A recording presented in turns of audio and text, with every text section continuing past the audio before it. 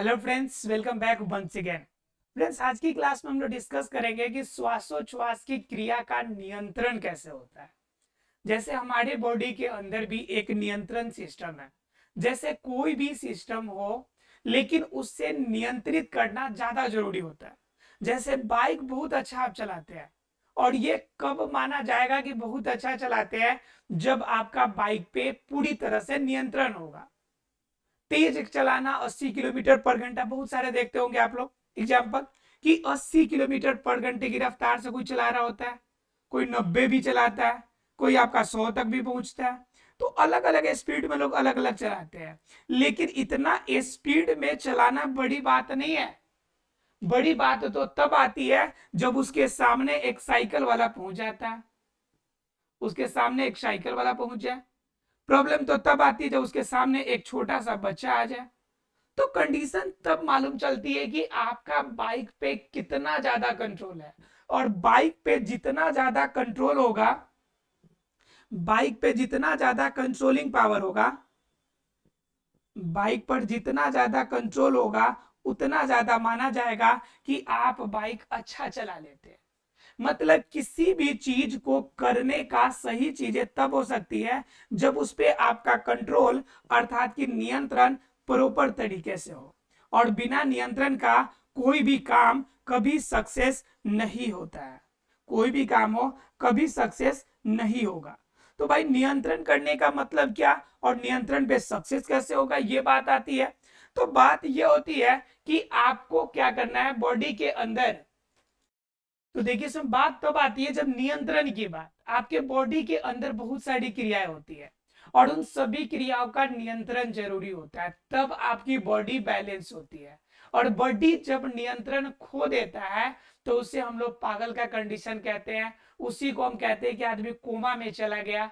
उसी कंडीशन को हम कहते हैं कि पैरालिसिस हो गया। मतलब किसी भी तरह से बॉडी के अंदर अगर नियंत्रण नहीं हो, तो उस नियंत्रण के कमी को अलग अलग समय में अलग अलग रोगों के नाम से जानते हैं।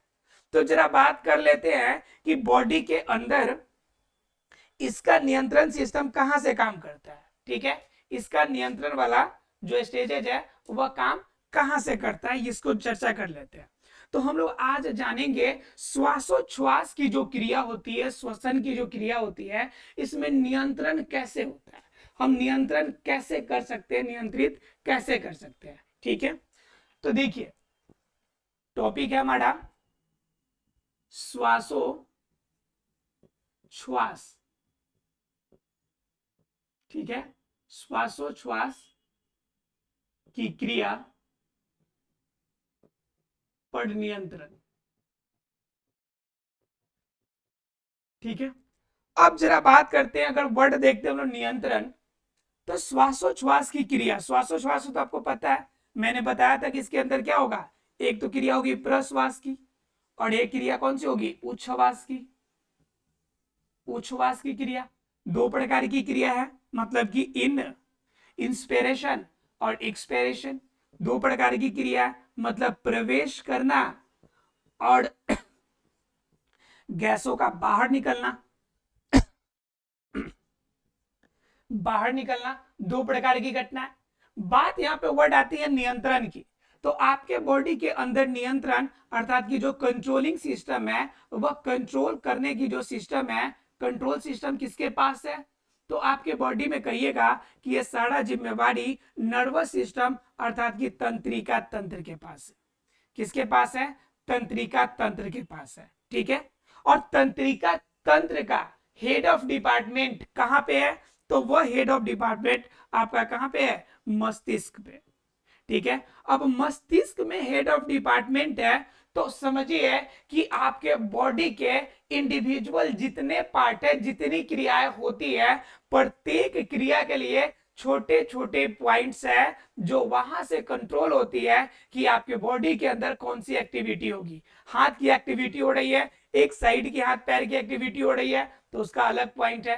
ठीक है, आपका बोल पा रहे हैं तो उसकी अलग एक्टिविटी का पॉइंट है। मतलब बॉडी की आपकी दिल की धड़कन चल रही है तो उसका अलग पॉइंट है। मतलब क्या, इंडिविजुअली आपके जितने भी वर्क ऑफ मोड है, सभी वर्क ऑफ मोड में इंडिविजुअल जिम्मेदार होता है।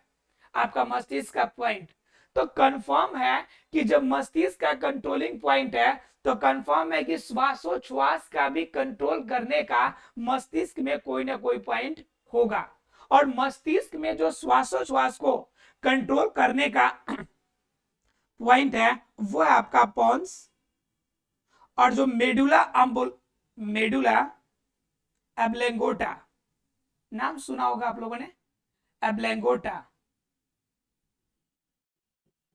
मेडुला एब्लेंगोटा।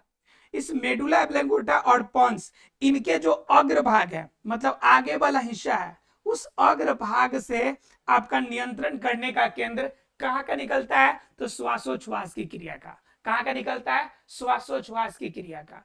तो इस प्रकार हमें पता है कि मस्तिष्क के हर हिस्से में एक एक पॉइंट है। इसलिए कहा जाता है कि आप बॉडी के अन्य पार्ट को बचाइए, अच्छी चीज है, लेकिन सबसे ज्यादा सेफ जोन में रखने की जो जरूरत है वो है आपका मस्तिष्क। क्योंकि मस्तिष्क में अगर हल्का सा भी चोट लगता है, अगर कोई पॉइंट गलती से दब जाएगा तो समझिए कि शरीर का एक हिस्सा काम करना बंद कर देगा। ठीक है, तो उसी प्रकार से यह पॉन्स मेडुला एब्लेंगोटा का इसका जो आगे वाला हिस्सा है, जो अग्रभाग है, यह अग्रभाग श्वासोच्छ्वास की क्रिया को कंट्रोल करता है। तो हमने आपको क्या बोला कि मस्तिष्क क्या है कि सेंटर पॉइंट है। क्या आपका सेंटर पॉइंट है, तो केंद्र बिंदु है इसका। तो केंद्र बिंदु अगर मान लिया जाए हम लोग का, तो पॉन्स और मेडुला एब्लेंगोटा जो है यह सेंटर पॉइंट हो गया श्वासोच्छ्वास की। लेकिन बात यह होती है कि यह केंद्र बिंदु से सूचनाओं का आदान प्रदान होता कैसे, यह सूचना आएगी कैसे?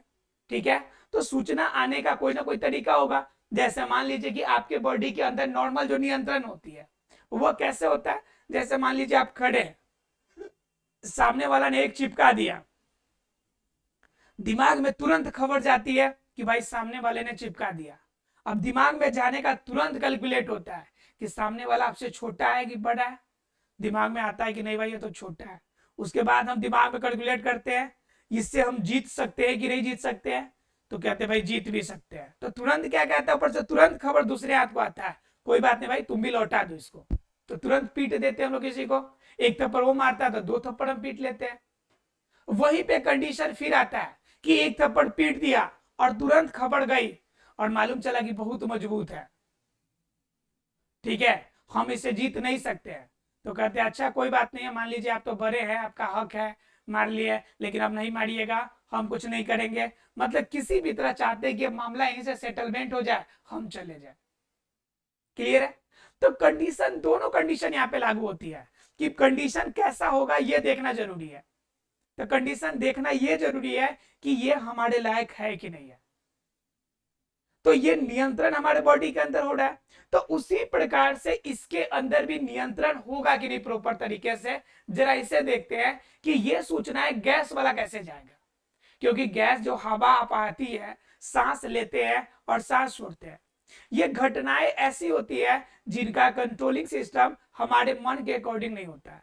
ऐसा कभी होता है कि हम मतलब रात में सो गए हैं और दिमाग में हम सोच रहे हैं कि सांस छोड़ रहे हैं, सांस ले रहे हैं, तो ही सांस आ रहा है जा रहा है? ऐसा तो नहीं है, वो ऑटोमेटिकली हमेशा सांस आ रहा है जा रहा है। तो उस कंडीशन को हम कहते हैं कि यह अनियंत्रित प्रणाली चलती है। मतलब बॉडी के अंदर दो प्रकार की क्रियाएं होती है। एक होती है जो बॉडी के नियंत्रण के अकॉर्डिंग चलता हो, जैसे हमें चलना है तो हमारी इच्छा होगी तो चलेंगे, नहीं इच्छा होगी नहीं चलेंगे।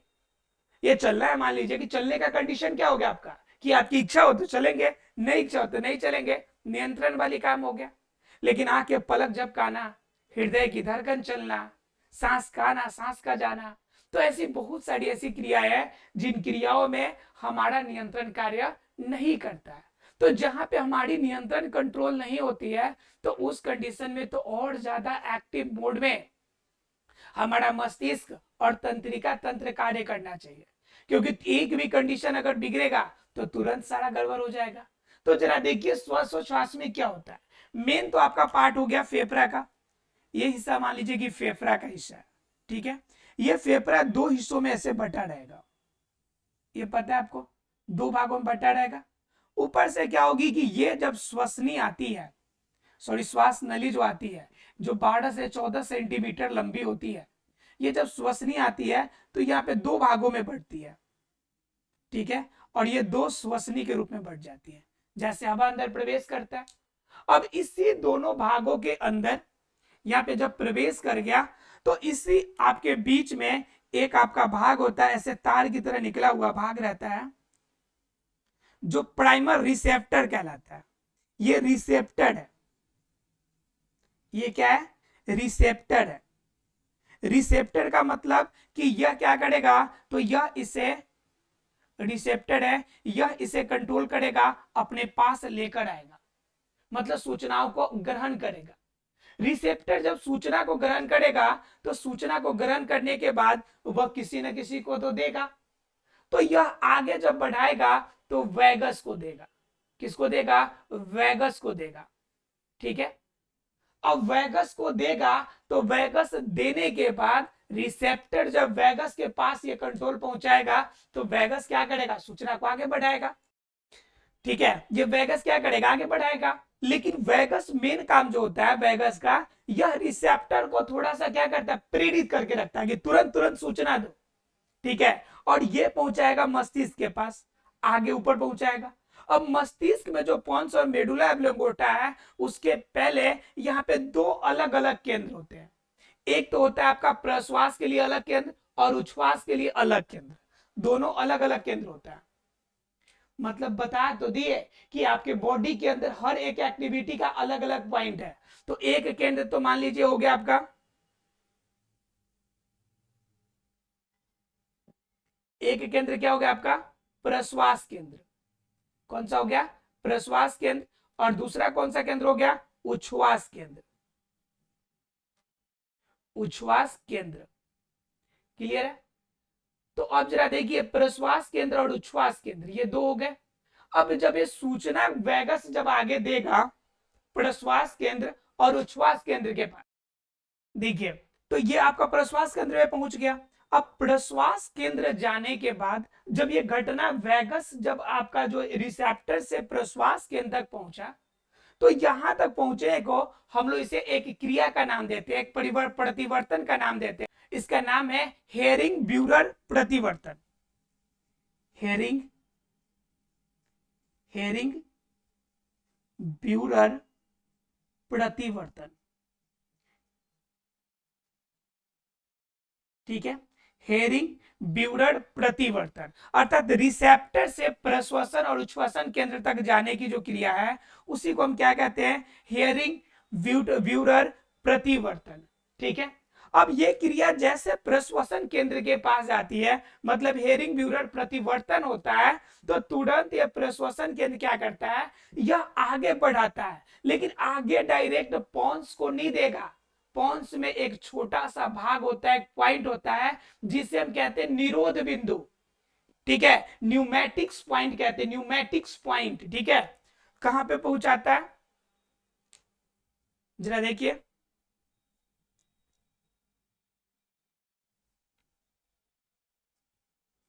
यह आगे बढ़ाएगा और आगे जो प्रश्वसन उच्छ्वसन केंद्र है यह आगे बढ़ाकर किसको देगा, तो आगे देगा न्यूमेटिक्स पॉइंट को, अर्थात कि निरोधी केंद्र को। किसे देगा, निरोधी केंद्र को। और निरोधी केंद्र कहां पे होगा, तो पोन्स पॉइंट के आपके भाग में एक हिस्से में छोटा सा पॉइंट होगा, निरोधी केंद्र। निरोधी केंद्र के पास जैसे आपका प्रवेश वाला प्रश्वास वाला केंद्र वहां पे पहुंचेगा, यह आपका प्रश्वास केंद्र क्या करेगा, निरोधी केंद्र क्या करेगा, पोन्स को यह सूचना देगा और पोन्स के सूचना के अकॉर्डिंग ये क्या करेगा, यहां से सूचना देगा कि अब यह उच्छ्वास की क्रिया होनी चाहिए। अब उच्छ्वास की क्रिया होनी चाहिए तो उच्छ्वास की आपका जो ऑप्शन है वह कहां पे देगा, उच्छ्वास केंद्र को देगा। और उच्छ्वास केंद्र वेगस के होते माध्यम से रिसेप्टर को जाएगा और रिसेप्टर इस फेफड़े को एक्टिव करेगा कि अब क्या करना है कि कार्बन डाइऑक्साइड है उसको वायुमंडल में जाने दो। मतलब O2 जाने का खबर प्रश्वास केंद्र के माध्यम से निरोधी केंद्र और पोन्स के पास जाएगा, मेडुला ऑब्लोंगेटा के द्वारा कंट्रोल होगा, मेडुला ऑब्लोंगेटा के द्वारा कंट्रोल होगा।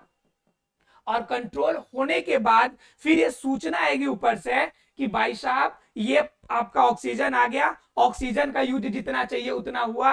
अब क्या कीजिए, कार्बन डाइऑक्साइड को आगे खबर पहुंचाइए, यह उच्छ्वास केंद्र को जाएगा, उच्छ्वास केंद्र बैगस के होते हुए यह रिसेप्टर के पास पहुंचाएगा और पुनः सूचना को देगा कि भाई अब काम ओके है, अब क्या है, कार्बन डाइऑक्साइड को बाहर निकाल दो, तो फिर CO2 बाहर निकलेगा। ये घटनाएं प्रति समय में चलती रहती है। सांस की धड़कन आपकी जितनी बार चलती है, ये संपूर्ण क्रिया उतनी बार होती है। 72 बार आपकी धड़कनें बढ़ती है, तो 72 बार ऐसी क्रियाएं होती रहती है। ठीक है, तो बात यही होती है कि एक और बात होती है कि 72 हम लोग कहते हैं कि धड़कन कितनी है, 72 टाइम्स धड़कती है। ठीक है, लेकिन जरा समझिए कि श्वास यानी कि श्वसन की क्रिया कितनी बार होती है। ठीक है, तो पूरी एक श्वसन की क्रिया कब कही जाएगी, जब एक बार सांस अंदर लिए, ऑक्सीजन अंदर गया, उस ऑक्सीजन का यूज हुआ और पुनः कार्बन डाइऑक्साइड शरीर से बाहर निकला, इस पूरी एक चैन को मिला के एक श्वसन कहते हैं। और यह एक पूरी एक श्वसन जो होती है, इनकी संख्या बॉडी के अंदर अबाउट 30 के आसपास में होती है। क्लियर है आप लोग को, यानी कि 30 लगभग होती है प्रति मिनट के हिसाब से एक पूरा श्वसन का चैन। तो और जितनी बार श्वसन का चैन होता है, उतनी बार ये सारी क्रियाएं दोहराई जाती है और इन्हीं क्रिया के फलस्वरूप बॉडी के अंदर नियंत्रण किया जाता है। क्लियर है आप लोग को। तो अब बात एक और बात आती है कि नियंत्रण जब करता है, तो नियंत्रण करने के बाद जब अंदर फेफड़े के अंदर जब श्वसन आती है, फेफड़े के अंदर जब ऑक्सीजन आएगी, तो वह ऑक्सीजन की कितनी मात्रा आएगी जिसका यह नियंत्रण करेगा। और नियंत्रण करने के लिए जब मैटर आएगा, अंदर जब ऑक्सीजन आएगा, तो वह कितनी मात्रा आएगी और उसे हम किस नाम से जानते हैं। तो ध्यान दीजिएगा, जो ऑक्सीजन इसके अंदर आता है या जो CO2 बाहर निकलता है या ऑक्सीजन इन करता है, इनकी मात्रा फेफड़े के अंदर लगभग 500 ml के आसपास होती है। और यह 500 ml के आसपास को हम कहते हैं ज्वारीय वायु, ज्वारीय वायु, या फिर हम सीधे बात कहें तो इसे इंग्लिश में कहेंगे टाइडल डेंसिटी, घनत्व नहीं, आयतन। ठीक है, आयतन यानी कि वॉल्यूम। ठीक है, तो यह टाइडल आयतन कहिए या फिर ज्वारीय वायु कहिए, यह लगभग 500 ml पहुंचता है हमारे फेफड़े में, और 500 ml का रिलीज होना आपके माइंड में चल रहा होगा कि बाहर से 500 ml इन किया तो अंदर से भी 500 ml बाहर निकलेगा। दरअसल ऐसा होता नहीं है। क्या होता है कि देखिएगा, जब दौड़ने वाले लोग, बच्चे दौड़ते एक साथ में, अगर 200-400-500 बच्चे दौड़ते हैं, तो 2-4 बच्चे ऐसे होते हैं जो पीछे ही रह जाते हैं और अधिकांश बच्चे आगे निकल जाते हैं। अब 2-4 बच्चे जो रहते हैं, वो दूसरी बार जब आते हैं, तो ये 2-4-5 बच्चे होते हैं, वो सबसे आगे नजर आते हैं। जैसे मान लीजिए कि यह सर्कल है, ठीक है, और सर्कल में मान लीजिए कि कुछ बच्चे दौड़ना शुरू किए। अब यहाँ पे दौड़ना शुरू किए तो यहाँ पे कुछ बच्चे छूट गए, यहाँ पे कुछ बच्चे यहाँ पे छूट गए।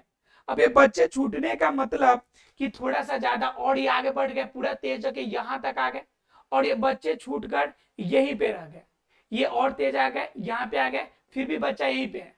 अब जरा यहाँ पे जब बच्चा ये सब घूम के आएगा, तो यहाँ वाला बच्चा दूसरे को देखने से क्या लगेगा कि यह सबसे आगे है, लगेगा ना जी, कि यहाँ पे सभी ग्रुप है और यहाँ पे 2-4 बच्चे बड़ी तेज भाग रहे हैं, मतलब क्या इन सबसे आगे है।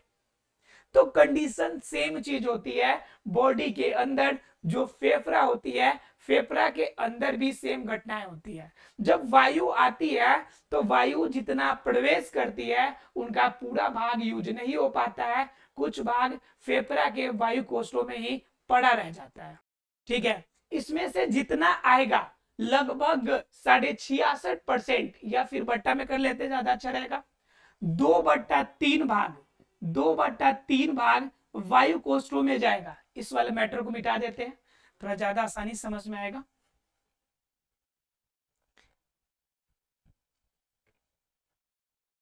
2/3 भाग जो होगा ना इसका, वह क्या होगा, यूज होगा।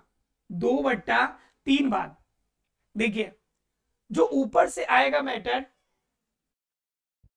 2/3 भाग जो वायु होगा यही वायु कोष्ठों में जा पाता है, वायु कोष्ठों में जा पाता है, और जो 1/3 भाग है यह क्रिया ही नहीं करता है, और क्रिया नहीं करता जिसे हम लोग क्या कहते हैं, सुप्त वायु कहते हैं। क्या कहते हैं, सुप्त वायु।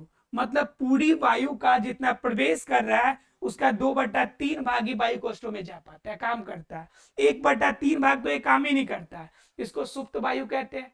लेकिन जब अगली बार जब तेज सांस लेते हैं तो उस कंडीशन में जब हवा आएगी, बाहर से जब हवा प्रवेश करेगी, तो बताइए 1/3 भाग पहले से यहां पर है तो यह सबसे आगे हो जाएगा कि नहीं। तो इसके साथ में जब बाहर से बाद में सेकेंड टाइम में जब 500 ml आएगा तो यह आगे की तरफ हो जाएगा, और आगे की तरफ तेज जब वायु आएगी तो इससे हम लोग कहेंगे कॉम्प्लीमेंट, यानी कि पूरक वायु कहेंगे। क्या कहेंगे, पूरक वायु। पूरक वायु का मतलब यह 1/3 भाग तो इसमें सहयोगी बन गया ना, 1/3 भाग बढ़ गया उसमें, तो 1/3 भाग जो ये बढ़ेगा तो इसे हम कहते हैं पूरक वायु।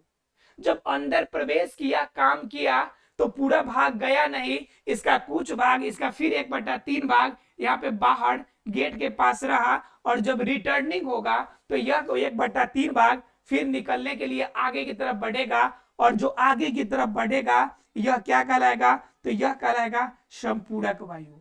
क्या कहलाएगा, संपूरक वायु। तो वायु दो प्रकार के, एक पूरक वायु और एक संपूरक वायु।